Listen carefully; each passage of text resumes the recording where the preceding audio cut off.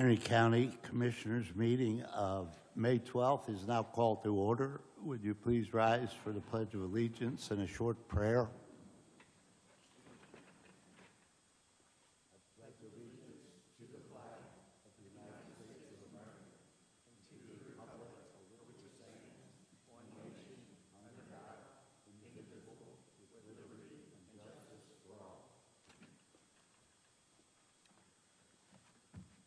Heavenly Father, we ask that you bless this meeting and the people of Henry County, and we ask that this meeting be pleasing to you, Lord.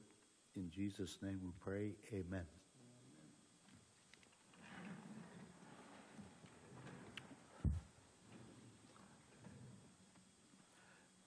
We will now take a recess so that we can conduct a meeting of the Henry County Commission on Public Records, and immediately after that we will resume our meeting.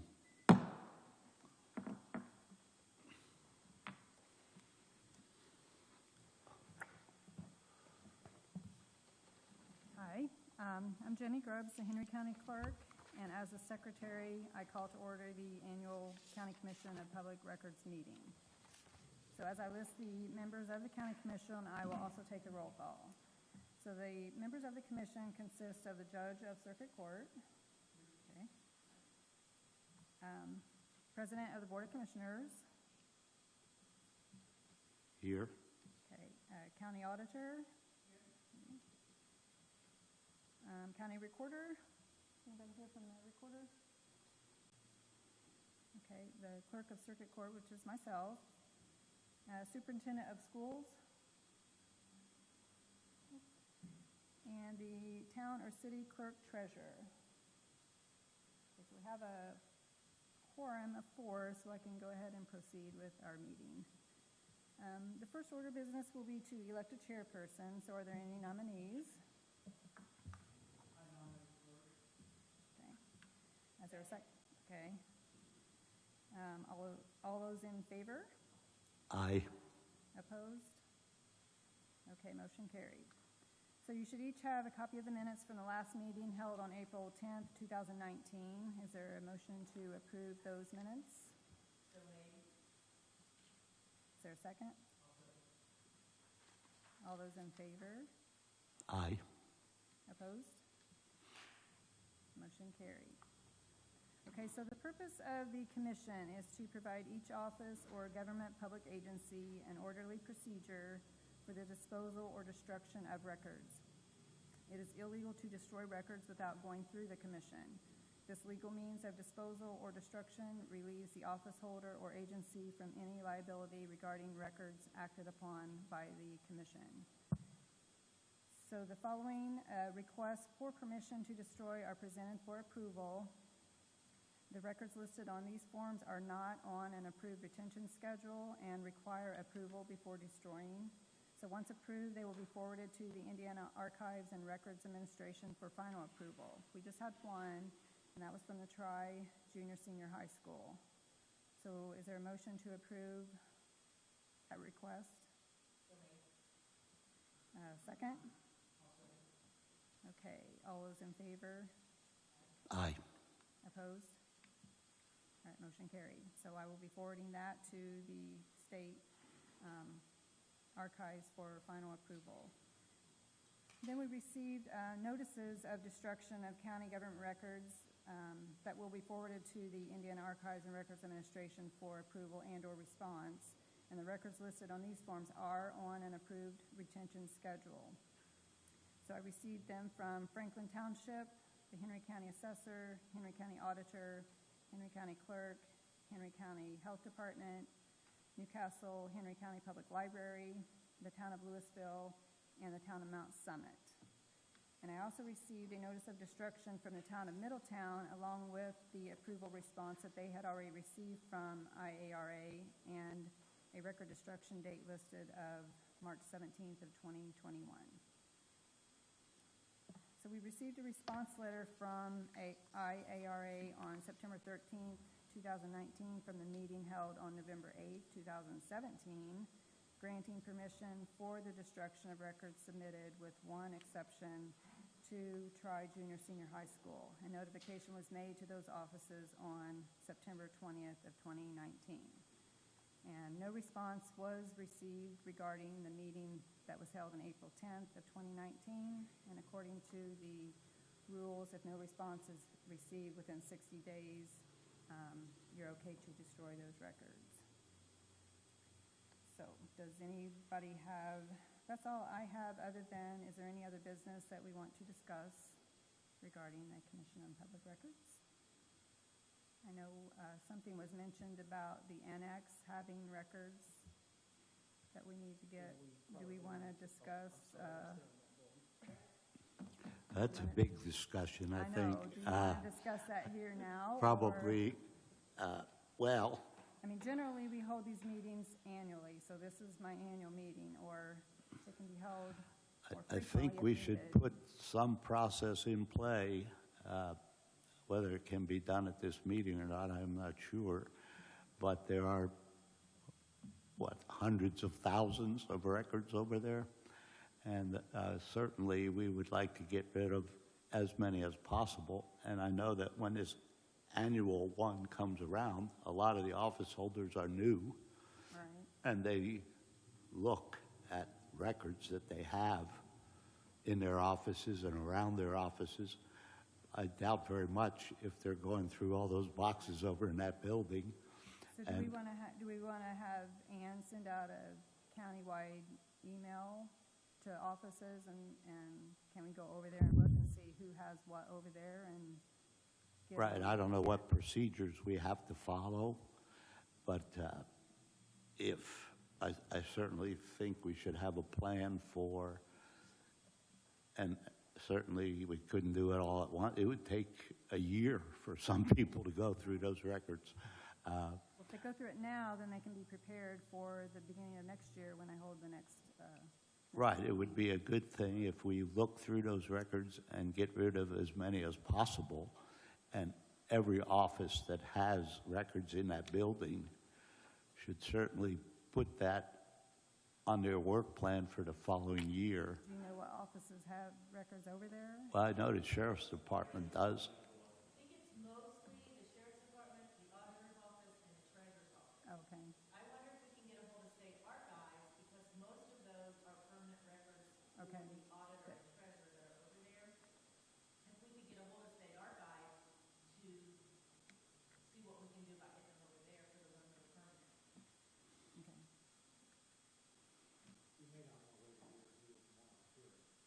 Right. So, okay. We'll get a plan in place to reach out to the ones that have, I mean, I like to go over there and see if anything from the courts, I don't know if anything's left from the clerk's office over there as far as books, so. Right, I don't know what we can do right now at this meeting, but we can certainly hold an additional meeting sometime and discuss how we're going to do this and what type of plan we're going to have for going through those records. Okay. Okay. All right, that's basically all I have, other than, I just want to let you, this meeting was announced by posting the notice of public meeting on our county website. I posted it on on the door of my office and the 5 entrance doors to this meeting location. So the date of the next meeting is currently not scheduled, hopefully early next year, and that's all I have. So is there anything else? Is there a motion to adjourn then? Okay. Meeting is adjourned. Well, thank you, Jenny. All right, thank you. We will call the commissioners' meeting back to order. Our first order of business is to approve 2 COVID-19, we've got a COVID-19 Phase 3 grant, small business agreement. Oh, skipped a couple things. Do I have the commissioners had time to go over the minutes of the last meeting? Make a motion to accept minutes last meeting. Second. All those in favor? Aye. Minutes are approved. Have the commissioners had a chance to look at the payroll? Make a motion to accept payroll. Second. All those in favor? Aye. Motion passes 3-0. And have the commissioners been able to review the claims? Make a motion to accept the claims. Second. Motion passes 3-0. Corey Murphy could not be here tonight, so he has scratched the EDC update. And moving on, we have the COVID-19 Phase 3 grant.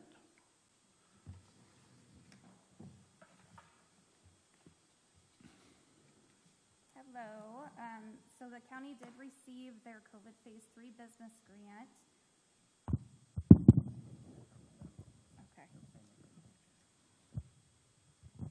So as part of that grant, the county will receive $250,000 to help local businesses.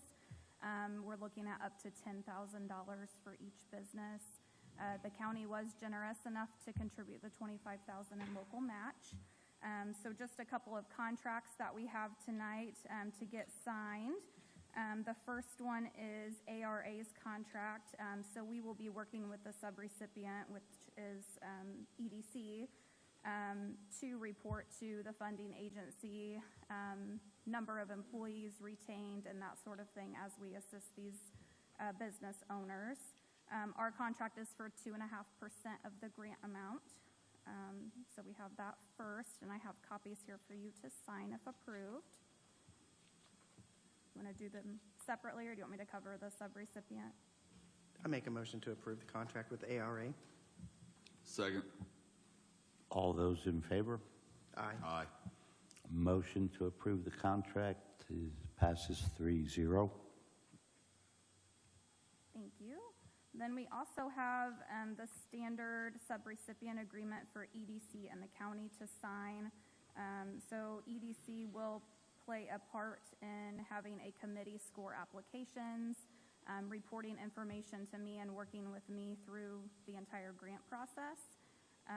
So we actually have until next year, around this time, 2022 of May, to spend all of the funds, but with the way our process is set up, we should get the grant agreement May 19th, and then we're looking at having applications available to businesses on June 1st, having them back due to EDC by June 18th, and then the committee with EDC will actually score those applications the following week, and then from that point, we would just need to get approval from OKRA, the funding agency, and we can start getting those funds dispersed. So it will move very quickly.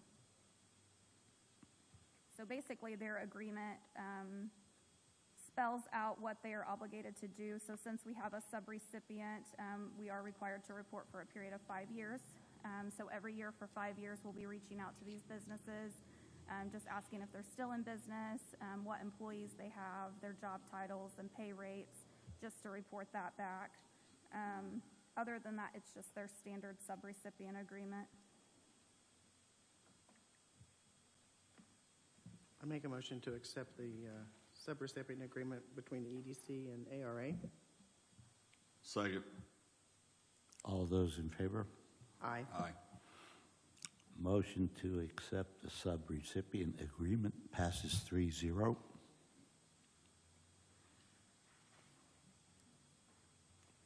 Thank you, Victoria.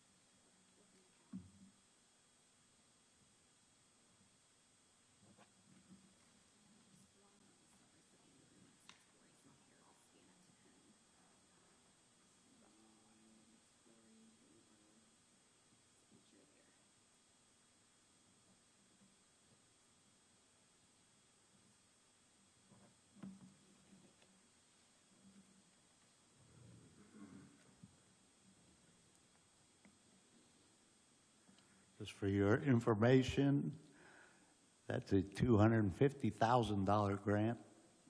Any small business in Henry County can apply for up to $10,000. So if you have friends that have a small business,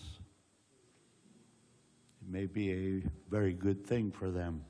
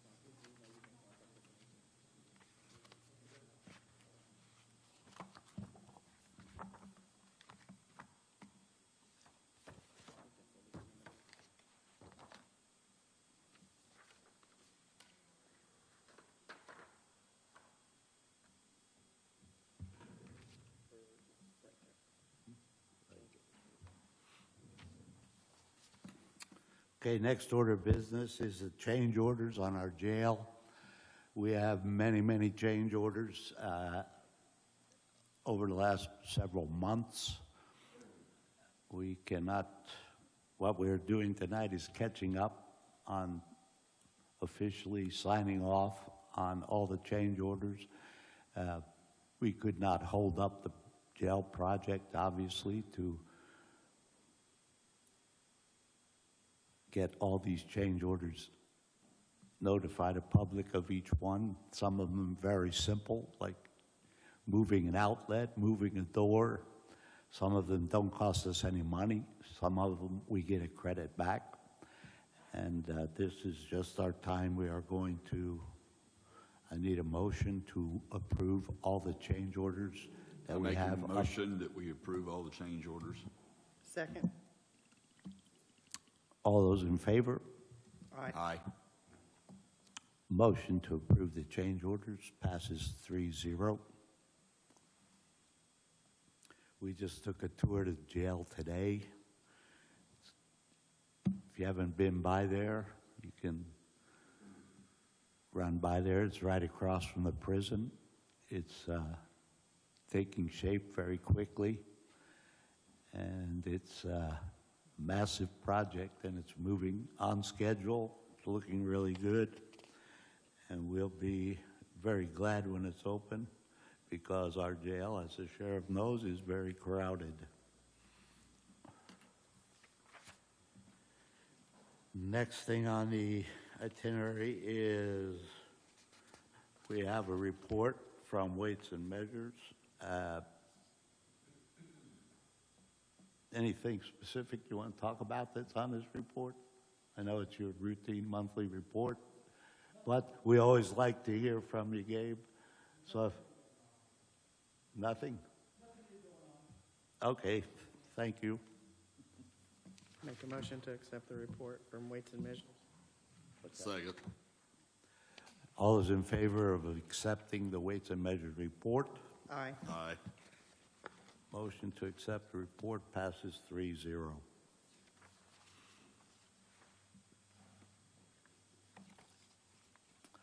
We have any other department heads here that wish to address the commissioners tonight or report to the commissioners?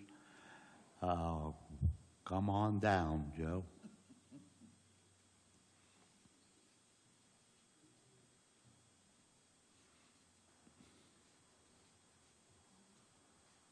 Good evening. I have 4 things this evening. First, Hey, Joe, can you pull the microphone? You might want to adjust it up a little bit, and they can't hear you from behind. Yeah, there you go. I have 4 items this evening. The first is a proposal from APEC. It's for a geotech work to do on Bridge 127. I want to replace Bridge 127 this year, and I need some geotech work done, which means soil boring, and then there's some other borings they have to do to locate the old foundations. Total cost is $9,500 for all the geotech, for the proposal.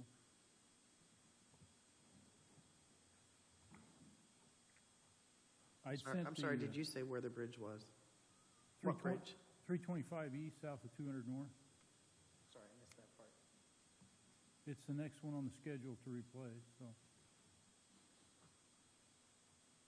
There was, I'd forwarded to Mr. Shields, I did have one little problem with the terms and conditions, and that was the limit of their liability was the lesser of their insurance or what they're being paid.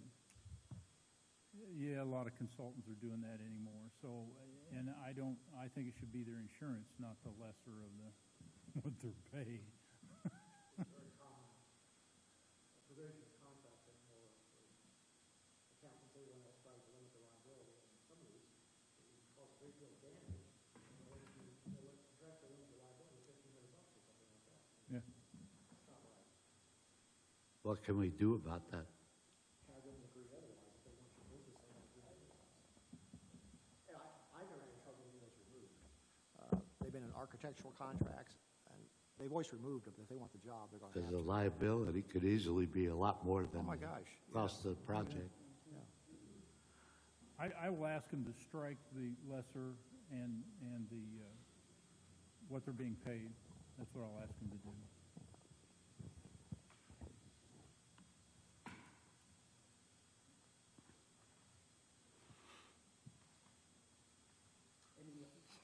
Then you'll bring it back to the next meeting, or are you looking for us to approve I'd it like to get on the s- contingency that they change that? Yeah, contingent upon them changing that. Martin, are you okay I with don't have any that? problem with that, as long as the record shows that. Yeah. I'll make a motion to accept the contract as long as the verbiage changes to the liability is the insurance, not the lesser of the two. I'll second that. All those in favor? Aye. Aye. Motion passes 3-0. Can I get a signature on the proposal, please?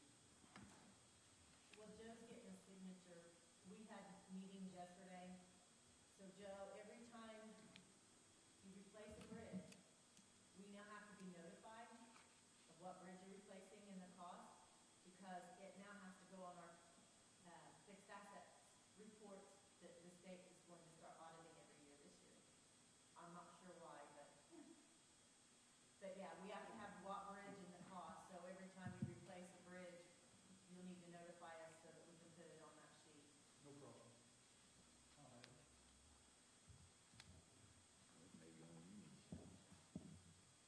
Joe, do you just need Ed to sign it, or do you need all three? Do you need all three, or just Ed? They've got 3 places there, I believe. This says one. One? Okay, that's fine.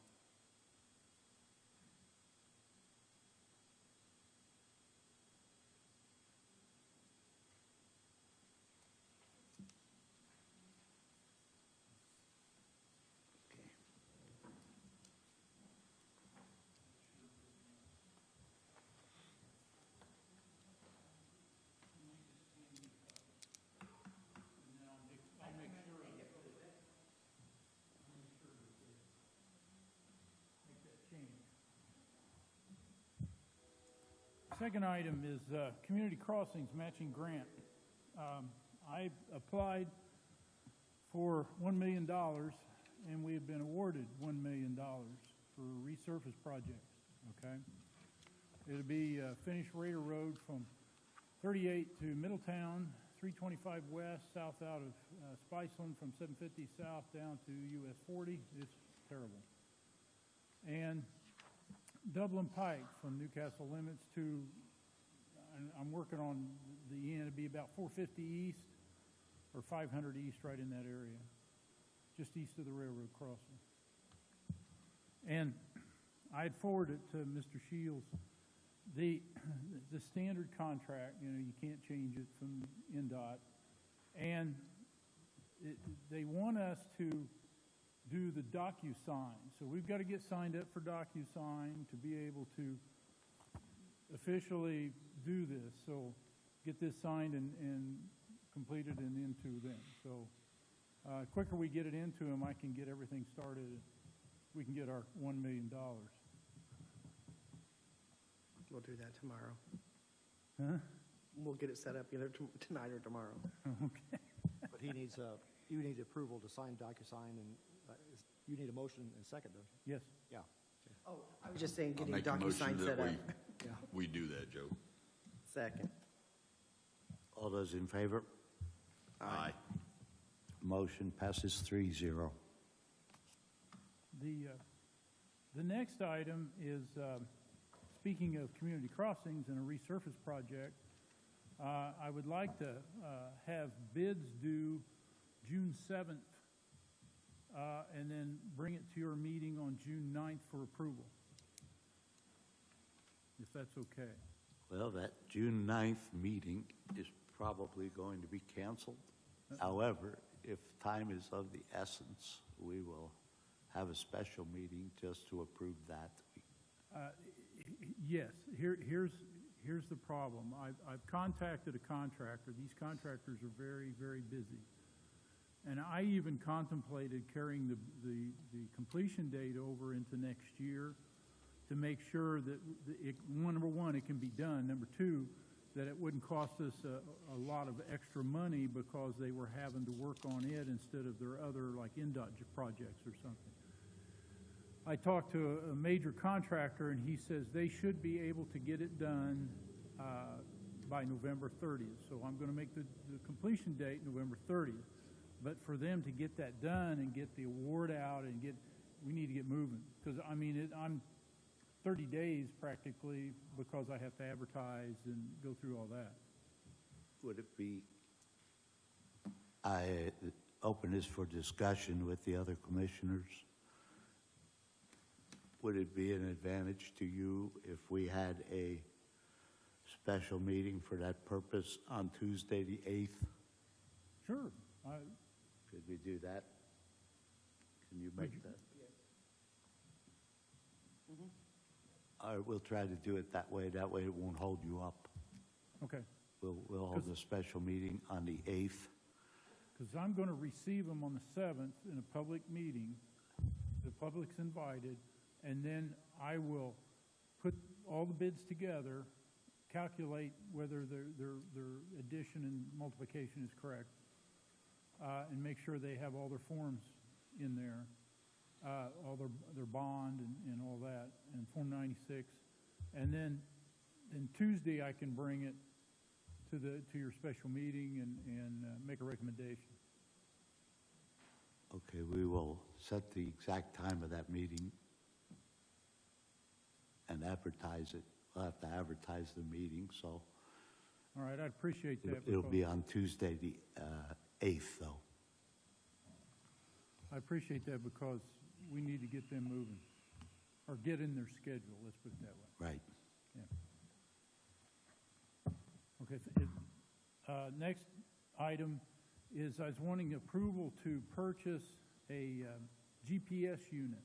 We have one now, but it's outdated. What it does is I can take this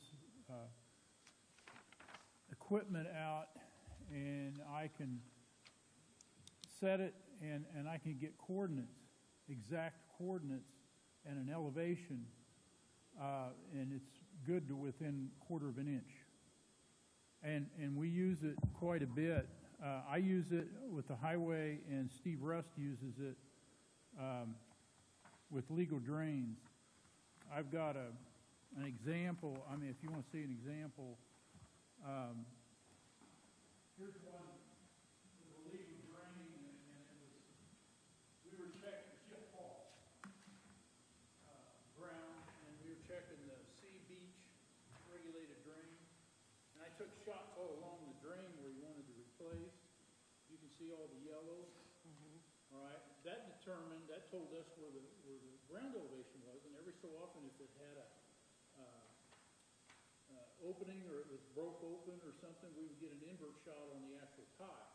All right, if there's Beehive, we could get that. So then I convert that to this, because I know what the inverts are, upstream and downstream, and I can put on a profile what the ground cover is, and we had a problem with this one because we didn't have enough cover over the top of the pipe.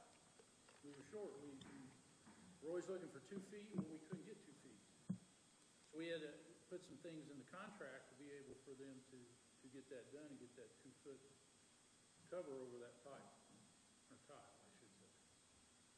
And then highway-wise, I use it for culverts and bridges. Here's an example of one I'm working on right now, and I've already ordered the culvert, and this is Dublin Pike and 250E. This 250 is Dublin Pike, just south of 250.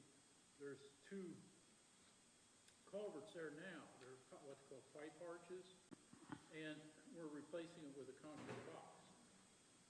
And I took these shots of there and back over clear up on the ditch itself. What machine are you using now?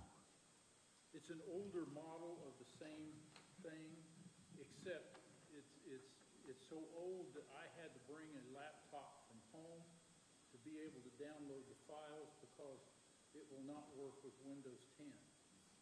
My old computer has Windows 7, and I can download the files. So we need a newer one to be able to get the files off the machine. Plus the new version can get more satellite. It reads off satellite. So what I do is I take a profile of the ditch, and this is the actual culvert, and then I know the slope of the ditch because I shot up here and I shot downstream, upstream, downstream, and that tells me where the invert of the new culvert needs to go. Does that make sense? All these shots here are what I took with that machine. And then we've got, the city's going to be doing a storm sewer and sanitary separation, and they're bringing a pipe down here, and they needed to know some information about this, especially where there's a legal drain that runs beside this culvert. And they needed to know some elevations, and we were able to get those using this machine. And all I had to do was send them the information, which made it nice. Yeah, that's an important project. The other problem is I'm going to resurface that road, so first week in August, it's going to be closed to replace that culvert before I have the contractor in there resurfacing. But anyway, the cost of all the equipment is $17,167.50. That includes software.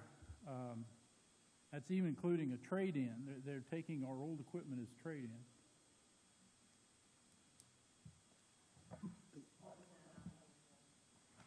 $17,167.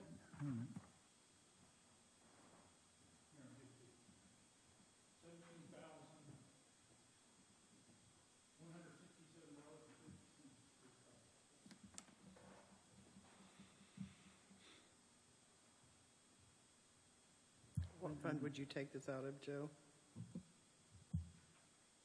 What fund? Bridges? I'll probably take it out, well, I could take it out of bridges, but I may take it out of roads since I do use it for culverts. I use it for all different culverts. And, You have the funds in there to do it?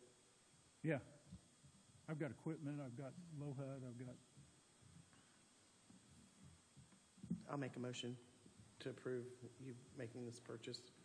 I'll second it. All those in favor? Aye. Aye. Motion to get the new GPS equipment passes 3-0. Thank you. Any questions? That's all I have this evening. Well, thank you very much. All right, thank you, Joe.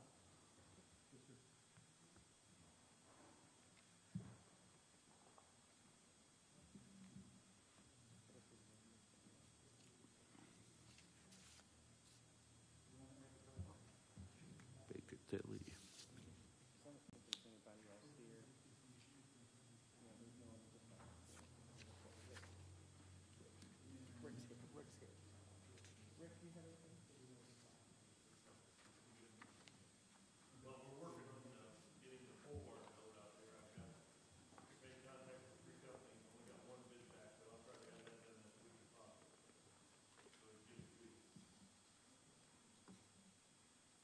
Thank you, Rick. Okay, next item of business is the annual budget assistance.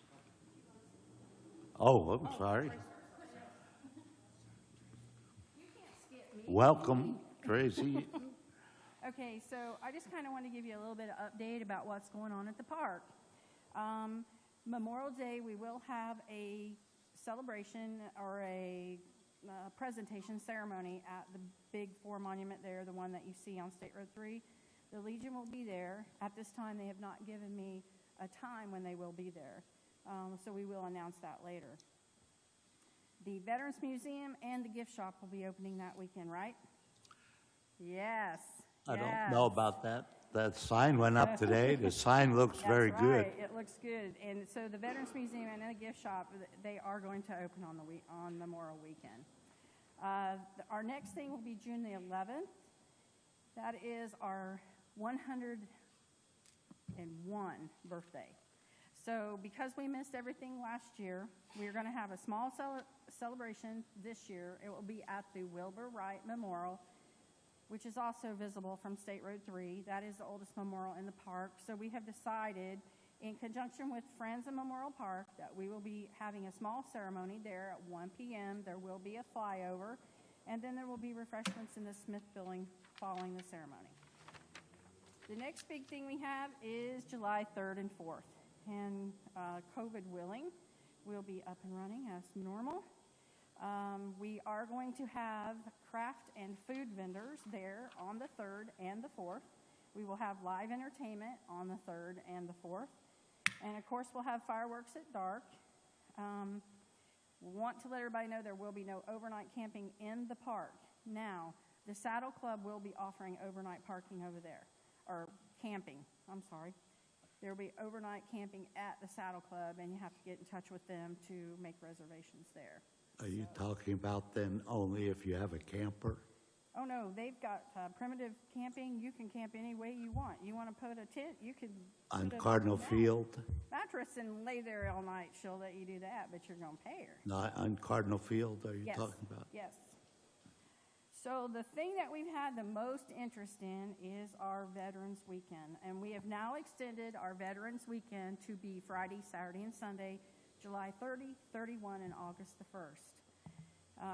We are going to have veterans come in on Friday.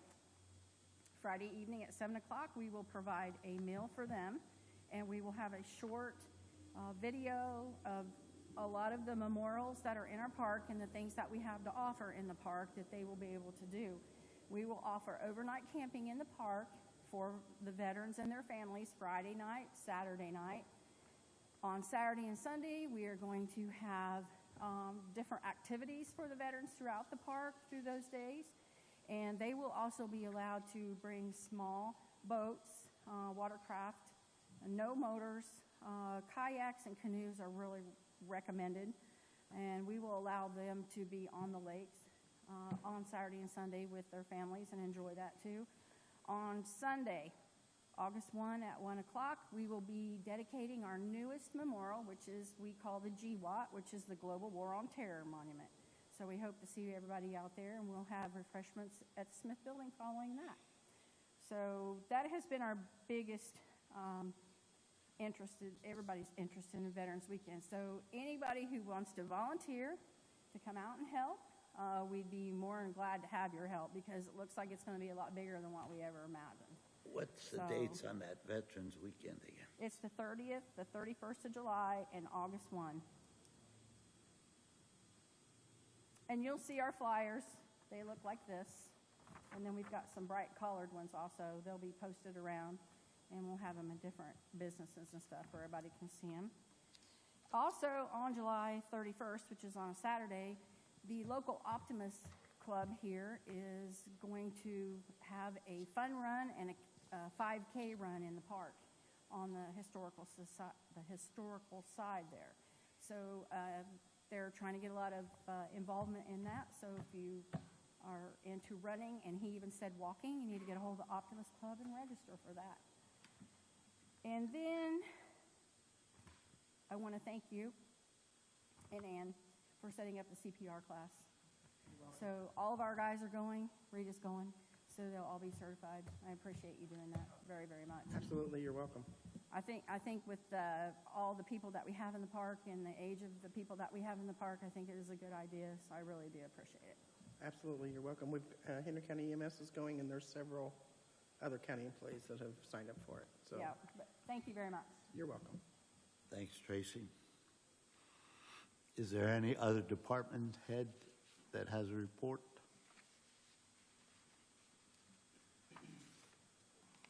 Okay, we have a contract to sign with Baker Tilly. It is for our annual budget assistance. They assist us when we do the annual budget and analysis, and they also have several other areas that they can help us with. I believe tonight we are just signing the agreement that they will help us with the budget, and then they have an hourly rate for other things we may need throughout the year. Does anyone have any questions about that? Any discussion by the commissioners? If not, then do I have a motion to accept the contract with Baker Tilly? I'll So make a moved. motion. Oh, go ahead. I'll make a motion, we accept the contract. Set. All those in favor? Aye. Aye.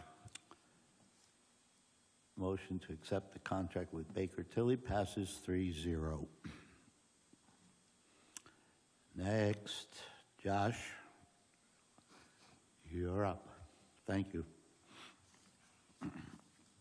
Okay, mine should be quick. Just an update. We did just get an email yesterday that UGS received that $132,000 reimbursement from the Anthem claim that came in like 7 or 8 months late that we had to file back, if you guys remember that. So they actually sent Ann an email yesterday, and I think she may have been out, but and just wanted to know if you wanted the check or wanted them to apply that to claims, like for the next bill or two. I don't know. Can't have it in cash?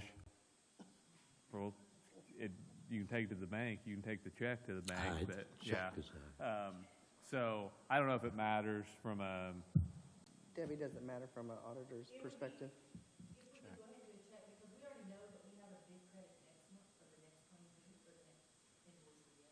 okay, yep, we'll, Check would be easier. I think it's easier to track that way, so, but I wanted to make sure, so, okay, I will let them know that. The other item is, we have the $40,000 of life insurance for employees that's paid by the county, and for years, it's been with a company called Companion Life, and we've looked at it periodically, and one of the challenges that all public sector accounts have with life insurance is there is a more limited appetite when you have a heavier law enforcement presence in the census. So we've kind of had to keep it there. But, you know, last year, you remember we put the online enrollment system in place, and Companion, who's our current carrier, does not have a feed, which means, like, if someone enrolls in that system today, all the lines that are with Guardian and then the medical with UGS, that goes over to them automatically, and Ann or somebody doesn't have to pull that information and go enter the people. So right now, though, that group lifeline with Companion, somebody is still having to, and you have a new hire or terminate somebody, go do that. You know, we put the dental and vision last year with Guardian, and went back to them and asked them to reconsider, even though the number of law enforcement was a little bit outside of their normal appetite for the group life. And they were willing to offer a proposal, and they matched the Companion rates. The coverage is basically the same, with the exception of they have a $15,000 airbag benefit on the accidental death that we don't have now, The Guardian product is portable, so if an employee leaves, they can convert that and take it with them. So it's really, I mean, it's a lateral move price-wise. It would consolidate to one bill, and then when there were adds and terms in the system, it would flow over automatically, and we wouldn't have to manually do that. We have historically, at least mostly before Ann, had issues where we've found people that were on the bill that maybe didn't get taken off. This would eliminate that because would all be automated, like coming on and off. So makes no difference to me, really from an employee perspective, other than those couple of enhancements, really no difference. It's just a matter of the ease of the adds and terminations and consolidating that. So here to have you decide if that's worth it to go ahead and move that and get everything consolidated. So it sounds like they're not losing anything, but they're gaining a couple small things Yeah. at no additional cost. Like the current companion has a $10,000 seat belt benefit only. So there's a 10,000 seat belt and a 15,000 airbag. So, I mean, those are minor things. I think probably in the grand scheme of things, the elimination of manual work for people would be the main reason to consider it. I have a question. When this billing comes, because you know Guardian is our problem child when it comes to paying bills, how is this going to be billed? Is it going to be yet lumped in? It'll be a separate section in the bill for the group life for everybody. I don't know if Ann has had a chance to share with you yet, but we talked about 6 months or so ago about when the people like age up and it being on that prior month bill, but Ease has a report and we sent her the steps. We don't have the authority on our end to run this report. It's an employer report, but you can run like a next 30, 60, or 90 days, and it will show you anyone. You can set the parameters. They're having a birthday, either any birthday or that they're hitting a particular birthday. And we did show Ann how to do that. So you could, is the problem just still catching the aging up? Is that what you're talking about? Yeah, there's a lot of problems with it, and then I don't think Kate can get the reports to run it. We've got an employee that we've been trying to cancel already since last September. So part of this issue is with the automatic feed is whatever you do, even if we manually cancel that person, if you don't go into the online system and, okay, well, there is a lag, and then that credit's going to be on the next month. But I know we had a couple here lately where Ann even said in the system, it was in Ease, it was not right because it was someone who didn't take medical and took dental and vision. And so she said that's not Guardian's issue. We didn't have that right initially in Ease when the feed went over. So, we can get together and make sure that that's set up. If it's right in Ease, the feeds are working now. Now, granted, the first couple, 2 or 3 months, this is, and I will be honest, you guys have like 30 quirks in, so like spousal carve out after this date. And so you have a lot of classifications. It takes just a couple months to get those feeds where they're working exactly perfectly in these systems. But I think we're in a good spot with the feeds now. But if there are specific issues, let's get together on a particular person. But if you term somebody and then the feed goes over the next month and they're still on there, they're going to add them back. So, because you could have somebody rehire or someone that, changes status. They declined coverage last month and then they pick it up. So, we checked after this open enrollment. We took the entire census and sent and the full census plus any changes in enrollment before we sent anything in and loaded the feeds. So let's talk. I mean, we can go through those specific issues. Okay, yeah, that's fine. But, I mean, it's going to work the same way. So as long as everything is working smoothly, it will flow over instead of a manual change. But it's, again, it matters not to us one way or another. It's just automating that process.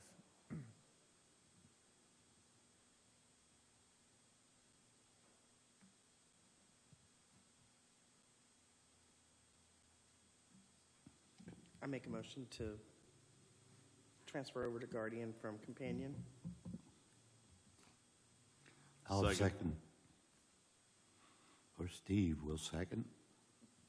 All those in favor? Aye. Aye. Motion passes 3-0. All right. That's Thank you, it. Josh. Debbie, I'll just email you, and let's just set a time next week to get together and talk about it. Okay? Next item is food and beverage appointments. This is a 9-member advisory board to the county council.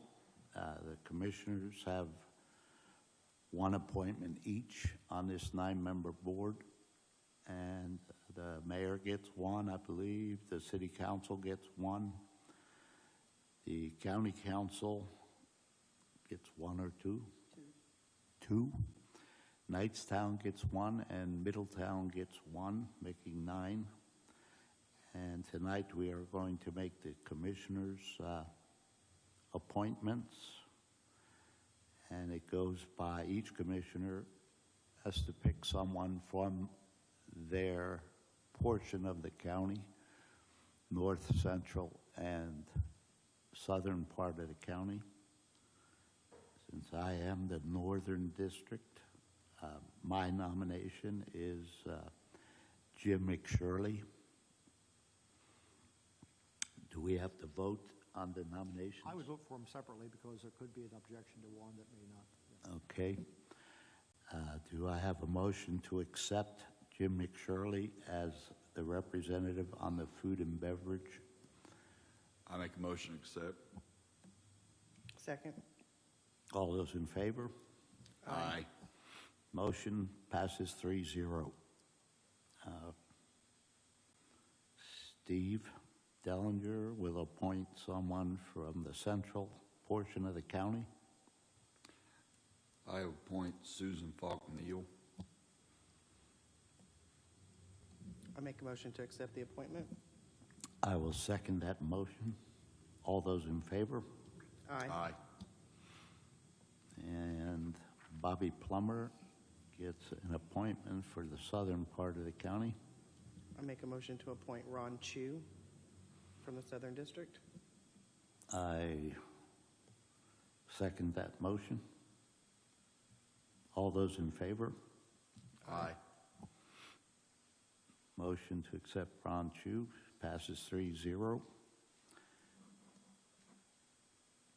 Thank you. Any questions about that commission or what it does?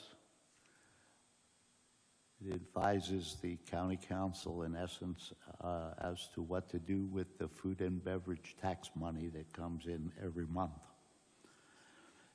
Last item, is there someone here that's going to speak about the grant for the cemetery? Or to look at? Okay.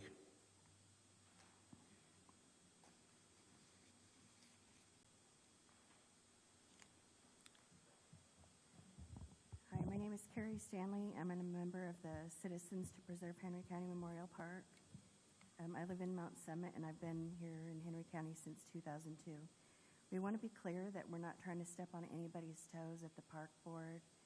We understand that this was on really short notice that we requested approval for this project, and that they had questions.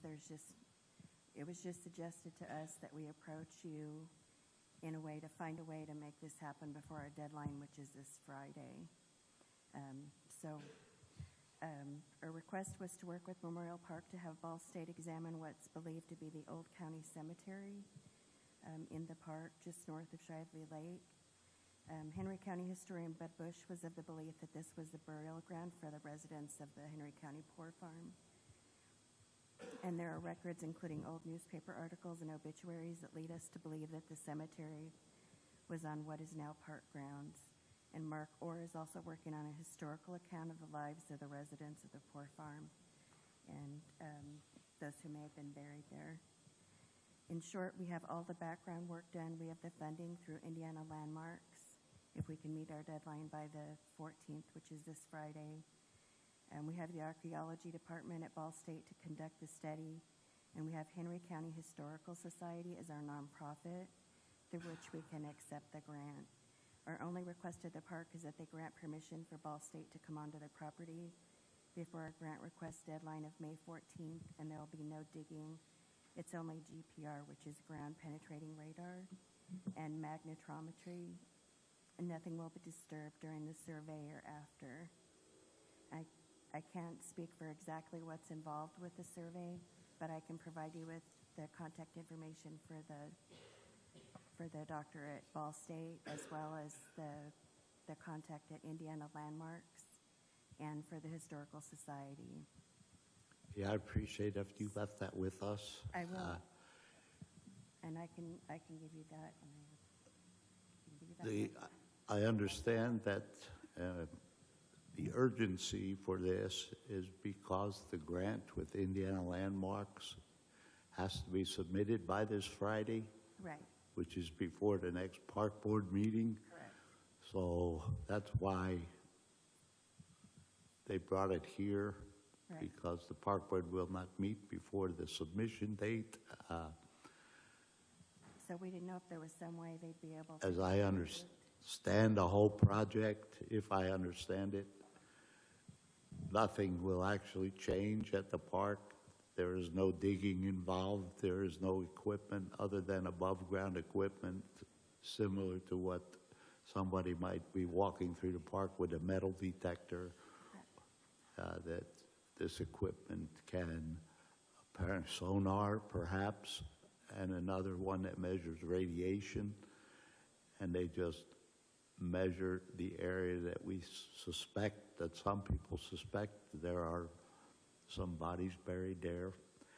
And if they can determine that, that is the purpose of this. I don't know the whole history, but that Poor Farm was put there, what, in the 1840s or something like that? Yeah, So long before the park existed, there was a Poor Farm there. But the park didn't come into existence till what, 1918? Something like that? yeah, it was before, and there's historical accounts, there's obituaries in the old newspaper that we have seen, and other accounts in Bud Bush was convinced that that was a graveyard there somewhere right in that area. Any questions or comments from the public about this? I have a question. It's my understanding that the park board tabled this issue, not that they didn't hear it. No, they said they had questions, and we weren't able to attend the meeting, so we weren't able to answer any questions, and I'm not sure what questions they had. I assume as far as what type of cost this would be to the park or whether it would be disruptive. I don't know what the questions would be, but that could be addressed by, I'm not an expert on the type of survey they're doing, of course, but we can provide contact information to them so they can ask those directly of the. This is only asking for the grant. There'll have to be a separate written agreement entered into with Ball State. Is that, understand who's going to do it? Well, the grant is for $5,000 from Indiana Landmarks. How much? $5,000. Okay. And then it's going through, Henry County Historical Society has agreed to let us use their nonprofit for this, with the provision that they're not responsible for any funding. The money then goes to Ball State we're paying them to do the survey. Who's paying them? Historical Society? Right, from the grant But I money. would think there still would have to be a separate agreement with Ball State in order for them to come on property owned by the county to do this survey. Right, that's all we need is permission to be, But there'll need to be another document signed, though. And they have to come before the commissioners, I would assume, or the board, park board, to grant that access. right, I'm not sure what exactly it is, but we could find out from Dr. Nolan. What's his name? Doctor? It's Dr. Kevin Nolan, he's at Ball Nolan? State. Okay, And N-O-L-A-N? I can provide you all the contact information for him, as well as Jesse Russett with Indiana Landmarks.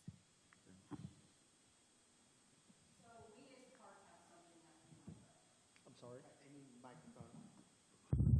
Yeah, or whoever's going to be speaking. So, as the park, we're not trying to dispel what anybody's saying. We're not, but there's questions that the park board has.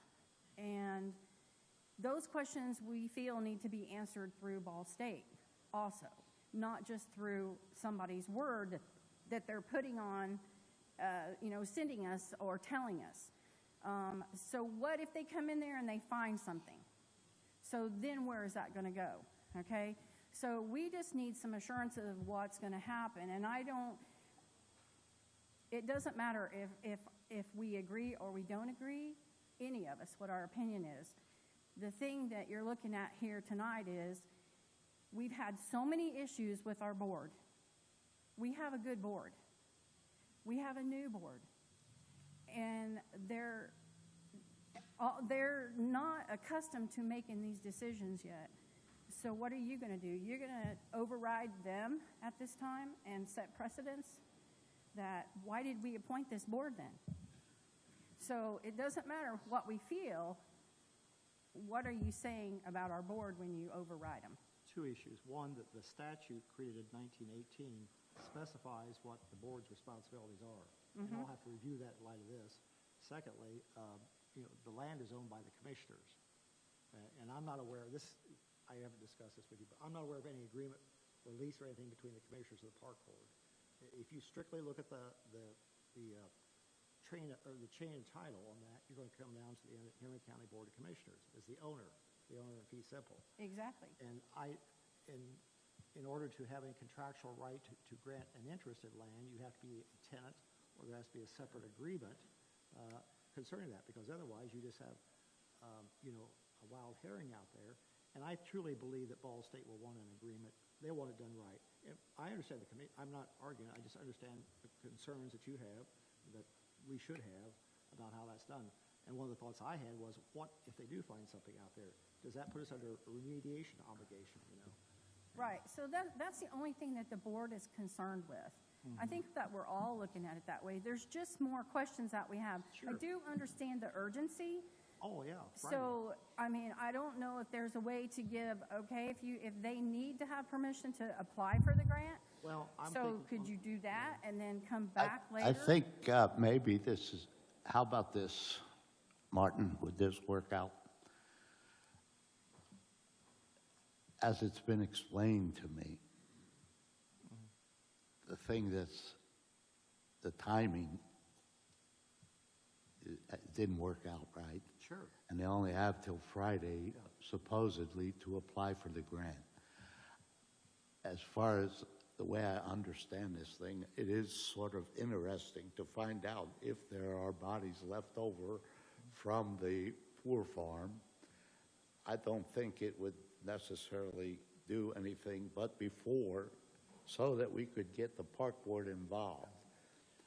Could we make a motion that the commissioners, the way it was explained to me by Mr. Orr, was before he could apply for the grant, he would like somebody's blessing from the county or the park, either one, but the park isn't going to meet until after the deadline for the grant. So why couldn't we just give them the commissioner's blessing to apply for the grant? And then if the park board, for some reason, after talking to Ball State or talking to Indiana Landmarks or whoever, decided they did not want to proceed with this, they could then turn it down, and if his grant was approved, he could just return the grant. Yeah, I'm Yeah. sure there'll be a Right. condition or conditions of the grant that when you spend it for what you said you're going to do. And if you don't, I'm sure there's language that reverts that those funds must be repaid to Indiana Landmarks. And we're not trying to take anything away. We're not Yeah, trying I agree. to, I mean, I think it's a good idea to know if there's something there, okay? Sure. I don't have an issue with that either. We're not trying to take anything away from anybody or stop anything. They just have more questions that want to be answered Sure. before there's actually anything done. Yeah. And I think they deserve that right. And I think that everyone wants to know what would happen if there were some findings there that are maybe adverse. Right. You know, because then that would involve these folks, clearly Right. the ultimate responsible party. So if we get that information, I think what Ed said, I have no problem with that, you know, in terms of what they are doing. I think there's more questions than answers of what ifs.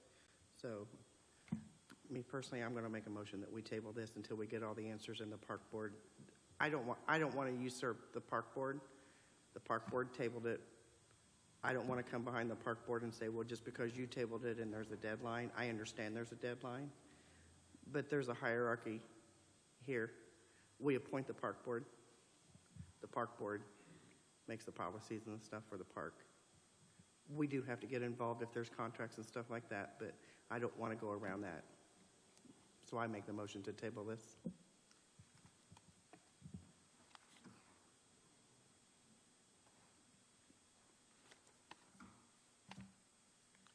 Motion on the Do I have a second for that motion? Molly, can I say something real quick? You guys have to think, you probably can't return that grant. Grants are usually not, if you don't spend it, you can send it back. It's probably what's gonna happen is that grant's just gonna lay at the Historical Society unspent. It's not, that's usually not how grants work, is if you don't use it, you give it back. Unless there is a time limit and they take it back. But most of the grants like that, there's not. So it's something you need to think about before you move on, that, to say, and if they get the grant, they don't spend it, then when they apply for another one possibly later on, they may look and say, well, you didn't spend this one, so we're not gonna give you another one. So those are kind of things you need to make sure you look at too. Well, I'm just trying to find a way to meet their deadline, and also let the park board get their input. Right, but that motion, I don't believe got a second.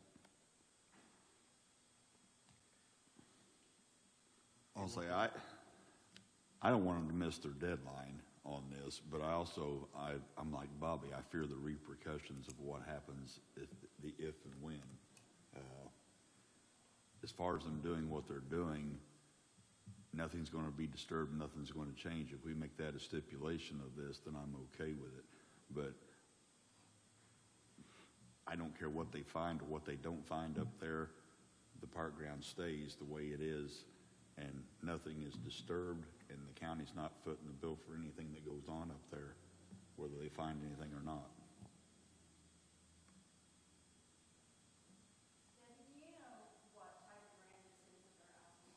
I don't. I really don't. I just kind of wonder what length of time period they have to spend the grant. They're all different. But like I said, you know, you approve it, they don't spend it, then it's gonna lay with the Historic Society by chance. And if they get an opportunity to apply for another one or something, then they're not gonna be able to because you didn't spend the first one. That's just things you have to think about. Well, the deadline for application for the grant supposedly is Friday, but they certainly, We have a gentleman who wants to have a comment. Could you come forward to the microphone, please? I was just asking if it was a yearly grant, because it's obviously been back in the history of Henry County. So if it's something you guys can work out between now and next year and reapply for this grant and have everything squared away, so you're not either losing out, somebody else is losing out on $5,000 that the Historical Society is holding, and you can still get your information. It's not a not to be rude of you, if there's people are deceased, you know, we should know about it, and it should be taken care of however it is. But obviously, this is something that happened recently. So it feels like, you know, you guys are at a deadline, the park board's not happy. I'm sure these grants are not every 10-year grants. I'm sure these are funded yearly, and maybe this is something they could reach back out for in a year once you guys are all squared away and everybody's on the same page, so you know what's going to happen. That's all I say. Your name, sir? Matt Pierce. Matt Pierce. Good suggestion. Not in his uniform. Yes, Rita.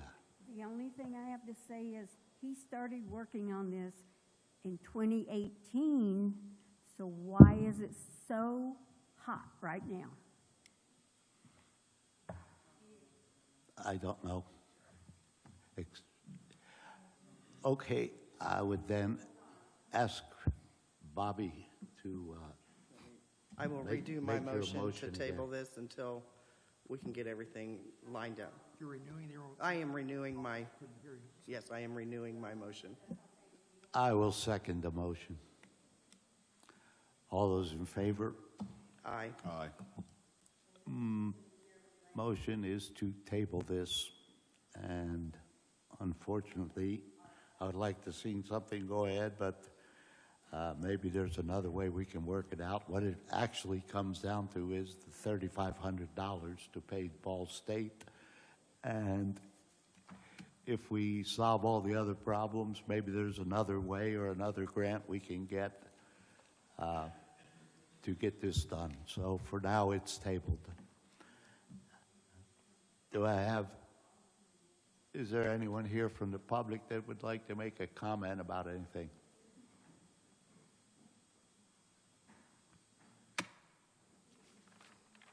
If not, do I have a motion to adjourn?